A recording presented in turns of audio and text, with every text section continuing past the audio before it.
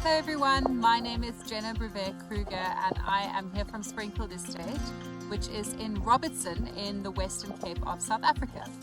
So I'm currently crouched here in our Life from Stone vineyard, and I'm going to show you why this wine tastes the way it does, the soil in which it grows, the way we prune, the way we farm.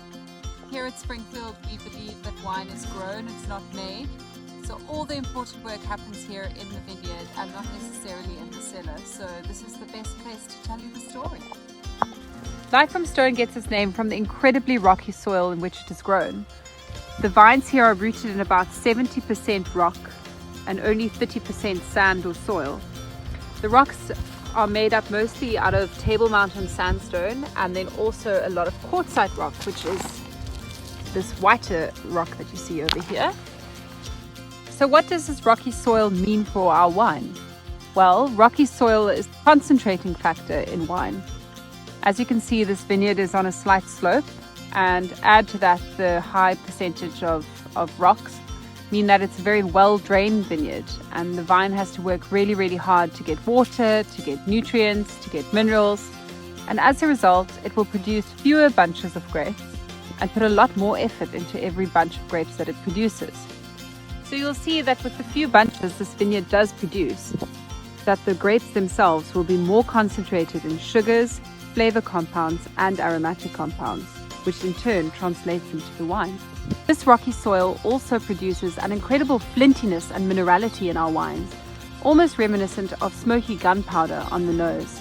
We then in turn try to work as carefully and reductively as possible in our cellar, in order to reflect the terroir in which this vineyard is rooted. You will see that we have dripper irrigation here. Our average rainfall in Robertson is only 230 millimeters in a good year. In the drought of 2017, we only received 80 millimeters of rain. Our wind evaporation is also 2 meters per year. We therefore need to irrigate using drippers with water that comes from the Breda River, which runs through our valley and is the life force of the entire Robertson region. Our pruning technique is also a concentrating factor when we make our wine. I'm going to take you to a vineyard that is already pruned to show you exactly what we do.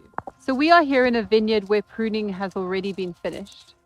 And as you can see, we prune using a single guillot system, which looks quite harsh and stark in comparison to some other pruning systems other producers might use. Single guillot pruning is incredibly labor intensive, but for us it's the best possible way to select and determine our crop for the next year. So by single guillot pruning, you only have one fruiting cane.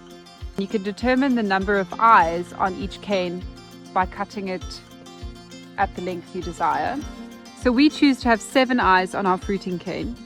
There's 1, 2, 3, 4, 5, 6, 7.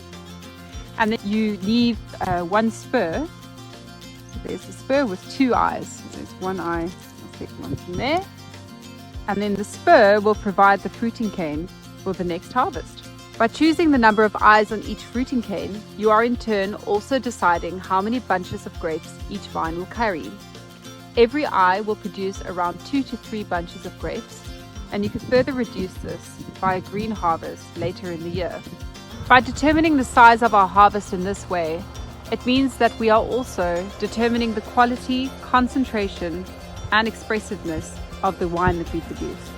Another concentrating factor is how we plant our vines. We plant 6,000 vines per hectare, whereas the industry standard is around 3,000. Our rows are also spaced closer together, around 1.2 to 1.5 meters apart, whereas the industry standard is around 2.5 meters. What this does is to create some natural competition. These vines are all competing for the same resources, minerals, water, nutrients that is available to them in the soil. As a result, they produce fewer bunches of grapes, and these fewer bunches of grapes will in turn be more concentrated, not only in flavor and aromatics, but in expressiveness of the terroir in which it is grown as well. Summers in Robertson can get really hot, with temperatures of around 35 to 37 degrees Celsius. However, we have a big diurnal temperature range, and temperatures can drop as low as 6 degrees Celsius in high summer. We make the most of these colder temperatures by harvesting only at nighttime, starting at 2 o'clock in the morning. By doing this, we ensure all the grapes are crisp and cold when they reach the cellar, and that there is no flavor loss from oxidization or excessive heat exposure. This is just another way how we ensure that all the flavors and concentration that we have worked so hard to achieve in our vineyard is preserved when we get to the cellar. A lot of people ask, what's the trick? At the end of the day, there is no trick. It's to make the best decision for the wine every single time. Sometimes this decision will be very hard on your pocket, and sometimes it's a very difficult decision to make, like not releasing a vintage if it's not living up to your expectations. But at the end of the day, if you put the wine first with every decision that you make, you'll end up with a fantastic glass of wine every single time. So I've shown you what makes life from stone, and I hope that you have some insight as to how things look and happen here at Springfield Estate.